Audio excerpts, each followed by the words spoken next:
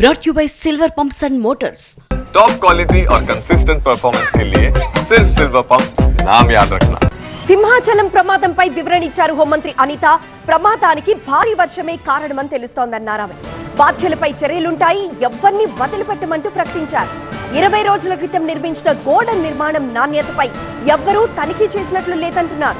Rescue operation లో ఏ మాత్రం ఆలస్యం జరగలేదన్నారు అనిత.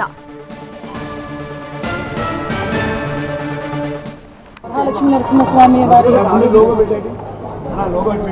నిజరూప దర్శనం రోజున ఎర్లీ మార్నింగ్ మనకి 2:33 మధ్యలోనే ఇన్సిడెంట్ అనేది జరిగింది.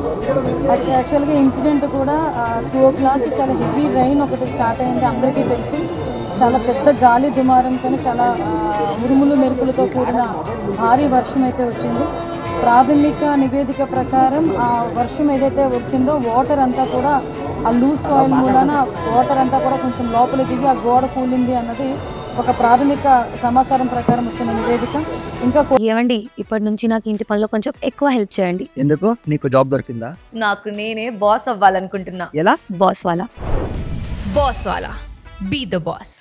కూలంకషంగా మా వాళ్ళందరూ కూడా ఒకసారి ఎంక్వైరీ చేస్తున్నారు. అట్ ద సేమ్ టైం అక్కడ 300 రూపీస్ క్యూ లైన్ ఉంది. ఆ క్యూ లైన్ అక్కడ జస్ట్ కరువు ఉంటుంది అనమాట. అంతవరకు అంత హెవీ క్రౌడ్ కూడా లేరు. ఫస్ట్ కరువు మూలాన ఒక జస్ట్ కొంచెం క్రౌడ్ అక్కడ ఉన్నారు. అది మూవ్ అవుతూనే ఉన్నారు. ఎక్కడ కూడా మనకి ఆగిపోవడం కానీ అంటేం లేదు. చాలా అన్ఫార్చునేట్ థింగ్, ఆ గోడ పడిపోవడం వలన సుమారుగా 7 ప్రాణాలు కోల్పోవడం జరిగింది. అందులో 4 పురుషులు ఉన్నారు, 3 స్త్రీలు ఉన్నారు.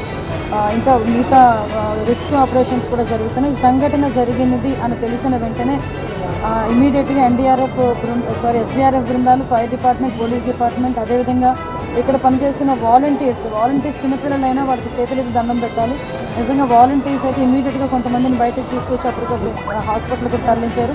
ఎన్డీఆర్ఎఫ్ టీం కూడా ఆన్బోర్డ్ అయింది. ఎన్డీఆర్ఎఫ్ టీములు 2, ఎస్డీఆర్ఎఫ్ టీంలో ఒక 2, fire department and police department అందరూ కలిసి రెస్క్యూ ఆపరేషన్స్ కూడా చేస్తున్నారు. ఇప్పుడు మొత్తం అంతా క్లియర్ చేస్తున్నారు అందరూ కూడా. నిజంగా చనిపోయిన వాళ్ళ కుటుంబాలందరికీ కూడా ప్రగాఢమైన సంతాపం తెలియజేసుకుంటున్నాం గవర్నమెంట్ తరఫున కూడా. మ్యాక్సిమం అన్ని ప్రికాషన్స్ తీసుకున్నాం. కేవలం ఈ భారీ వర్షము అదేవిధంగా ఈ గాలి దుమారం వల్ల మ్యాక్సిమం జరిగిన ఇన్సిడెంట్, ఇది ఒక యాక్సిడెంట్. దయచేసి ఇంకా ఫర్దర్గా డీటెయిల్స్ అన్నీ వస్తాయి. మీకు అన్ని యాంగిల్స్ నుండి మేము దర్యాప్తు చెప్తామండి.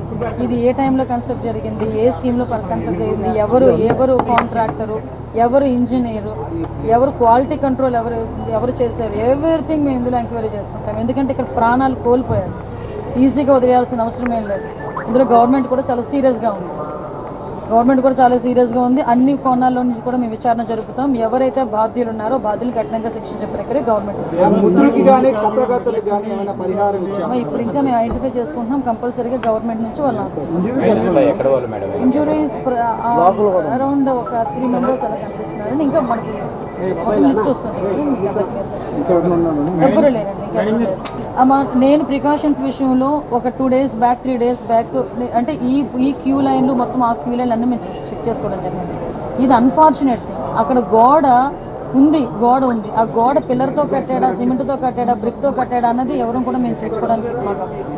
కానీ విషయం ఏంటవుతుందంటే అక్కడ విపరీతంగా వర్షం పడింది. మీకు తెలుసు, మీరు ఆ టైంలో ఉన్నారు. నేను కూడా వర్షంలో తలుచుకునే దర్శనం చేసుకుని వచ్చాను. నేనే కాదు, పట్టు వస్త్రాలు సమర్పించడానికి వచ్చిన రెవెన్యూ మినిస్టర్ గారు కూడా వర్షంలో తడుచుకుని వెళ్ళారు. భారీ వర్షంలో తడుచుకుని వెళ్ళారు.